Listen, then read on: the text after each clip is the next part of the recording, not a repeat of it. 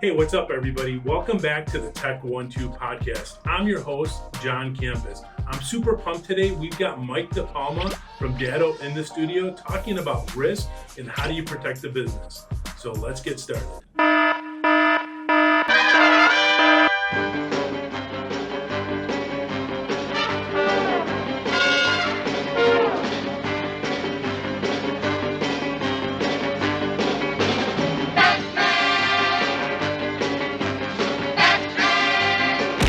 All right. Well, thanks for being in the studio today, Mike. Thank you for having me. I'm excited.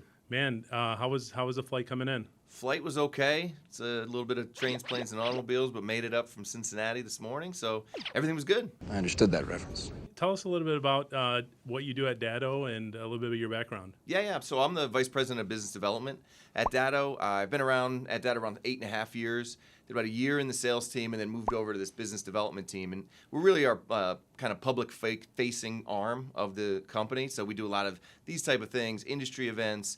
We talk to a lot of small businesses around the world, really. So I've been doing this about 7.5 years. So a lot of airline miles. Wow. All over the world? All over the world. To Mr. Worldwide, all around the world. We've got a team in EMEA. We've got a team out in Australia, but we all kind of move around. Man, I'm super pumped having you in the studio today, talking about reducing risk, what businesses could do, understanding the current landscape and climate of cybersecurity today. I mean, it's obviously an ever-changing environment. So what are the types of things that you're seeing from your side when it comes to cybersecurity? I think one of the biggest things that I've seen, especially over the last 5 or 6 years, is the criminals focusing more and more on the small business community. So for years, they would go after the big whales and say, okay, this company's got really important information that I could sell on the dark web or proprietary information, where now they're seeing the low-hanging fruit being the sales teams on the small to medium-sized business level. And when you think about these criminals, they really are salespeople. And it's just like any other salesperson. Guys with sales experience. You could be the home run hitter that goes after the 7-figure payout, or you could be the singles hitter that knows they could attack thousands of businesses every single day, knowing they'll have a higher success rate of getting through, but also, especially in the case of ransomware, a higher success rate of getting paid, because the small businesses can't afford the downtime that typically comes with these attacks. There's got a little too much downtime. So when we talk about ransomware, and we see how rapidly it's growing, when you look at years ago to today, why are they targeting the small business? Why is the small business even? You mentioned the singles, you mentioned this home run. Why is the small business a big target? Well, I think that the genius behind ransomware in particular is that they're not necessarily stealing your data. They're just encrypting it. So it allows them to cast this large net because regardless of whether you're a single person nonprofit or a Fortune 500 company, nobody in this day and age can live without access to their data. So they don't care if that data is valuable to them on the dark web. They just know it's valuable to you. For years, you didn't just sweep it under the rug because nobody wanted to be known as the business in their area that was attacked. Now, the government, as of last year, you have to report that within 48 hours if you make one of those ransom payments. And so the criminals don't really have to change their model. It's working. Typically a phishing email, going out to a small business, somebody clicks on it, they don't have the security protocols in place, and they've got you. And, it's really expanded immensely over the last 5 or 6 years. So the government, just speaking about the government, and yes, we saw that rule went into effect 48 hours if you pay the ransom. Yeah, right. So what are businesses doing if they're not paying the ransom? I mean, is it something that we're still having to report? So it goes state by state. Some states, if you go down to Texas, they actually have a website you can go to, and it will show you every business that's been attacked. So again, it goes back to the ripple effects of what these attacks do. Hopefully you get your data back. Hopefully you don't have to pay, but you don't want to be on that list. The list is an absolute good. The list is life. The last time I did a panel with folks from the FBI, they said that on the small to medium-sized business level, only 24% of these attacks are actually being reported. For that exact reason, the businesses don't want it getting out there that they've been attacked. Now, if it's a small medical office or something with PCI compliance, you have to. But for the most part, people are just trying to sweep it under the rug. Yeah, sweep it under the rug. At what cost, though? I mean, the cost of recovering from any type of cyber attack, I mean, it's staggering. The costs just continue to increase because it isn't just the cost of recovery. There's the reputational damage. Yeah. There's the business loss. There's so many different areas of that. Yeah, you know, and everybody tries to put a dollar value on it. The average attack costs $300,000, $1 million. It's really hard to do because it's really specific to your business. So really what you got to think about is just the cost of downtime, how transactional you are. That's the hard cost of it. For every day I'm down, it's going to cost me X amount of money. The ripple effects you mentioned, the effects to your reputation, your internal team's motivation. We see people, I've seen plenty of stories of attacks on a business that take multiple months to get recovered, and now you start losing staff because the morale comes down. So there's a lot of these ripple effects from one of these attacks. It's not just, hey, give me some money from ransom and tomorrow you're back open, Yeah, so we talk about the preparedness. We look at preparing for something like that, but when the boom happens, Yep. I mean, for anybody who's been part of that, I mean, the stress that these organizations face. I mean, you mentioned personnel. Yeah. Leaving, I mean, clients leaving. I mean, just that is a huge impact to an organization. Yeah, and this is the world we live in right now. You think about if Facebook goes down for 5 minutes, the world comes to an end, right? Because everybody needs everything right away. I don't need it. I don't need it. I definitely don't need it. I don't need it. I don't need it. I need it!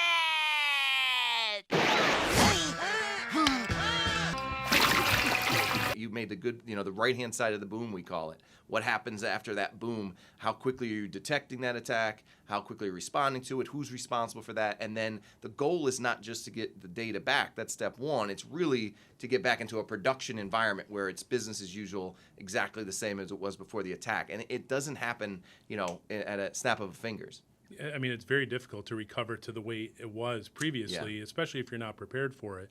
But you mentioned the ransomware side, and yes, these attackers, these bad actors, are not interested in your data. They're encrypting it. But we've also heard about exfiltration of data. So how are companies kind of combating that? Yeah, that's a growing problem as well. That and wire fraud, we're seeing a lot of that. We can get into that in a minute. But, there's protections you have to put in place. It used to be very, very simple on the IT side. You could work with one or two vendors. Here's all my data. It lives on some on-premise server. That's what I have to do. Now it really needs to not only be a multi-layered attack, but something that you really have to continue to evolve. You're never completely secure. It's not a commodity you go buy off the shelf and say, okay, I made my investment.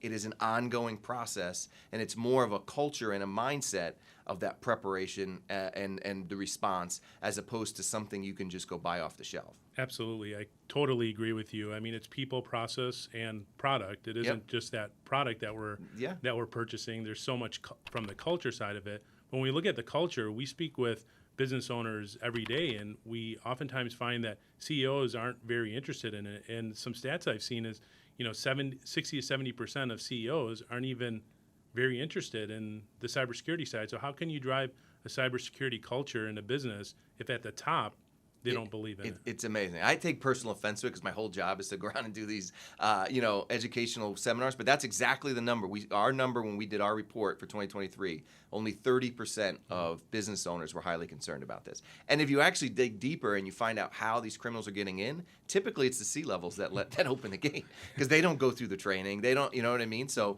you would think that those are the folks that hold the keys to the castle, but they're the ones that typically click on something. Very, very foolish mistake. Forgive me. I'll give you a stat. I saw this. I always steal stats. It's the easiest way to do it. I saw it in another presentation. But if you were to aggregate all of the money that these criminals worldwide are making, it would be the 9th largest economy in the world. Wow. More money than Canada, Brazil. That's how much money there is. And still, we have that 70% number. So that's, I'm glad, that's why I'm glad you're doing these podcasts. It really just comes down to putting it in layman's terms. I think the other piece is a lot of times it just goes over people's heads. So when you're in a tech space, the biggest thing is just to simplify it. The Cliff Notes is what these business owners need to really understand that, you know what, you actually can win this fight. Because the other piece is you see all these attacks and you hear the things like it's not if but when, and people throw their hands up in the air and say, even if I put all these things in, they're still going to get through. So why make the investment? Again, not really understanding that, yes, you become one of those companies that criminals have a tough time getting through. Again, they're salespeople. They're going to go path of least resistance. They're going to get the low-hanging fruit first. And if you could show up front that, hey, we've got these protocols in place, they're not going to waste time on you, Yeah. Wow. I mean, you mentioned even just the cyber criminals as salespeople. Like, imagine walking in, we're working in 8 to 5. Yeah. Full sales bullpen, dashboards on the wall, dashboards on Quotas the wall, to hit. Yeah. quotas to hit. And then you're done. You go your kids' little league practice. You know what I mean? It's like that's how you have. That's the mentality that you have to really go into it. Because the folks that are creating the actual viruses typically aren't the ones doing the attack. You can go to the dark web and become a cyber criminal tomorrow. It's almost like a franchisee program where there's even tech support under these criminals that'll help you. Like, I'm going to start up your own cyber criminal association. Ransomware as a service. Ransomware as a service, exactly. And so, that's where this has evolved to. It's a business like any other industry. It's not the guy in his basement who just wants to brag on the message board that he got in. They got it. It's not the 90s anymore. This is a chosen career path.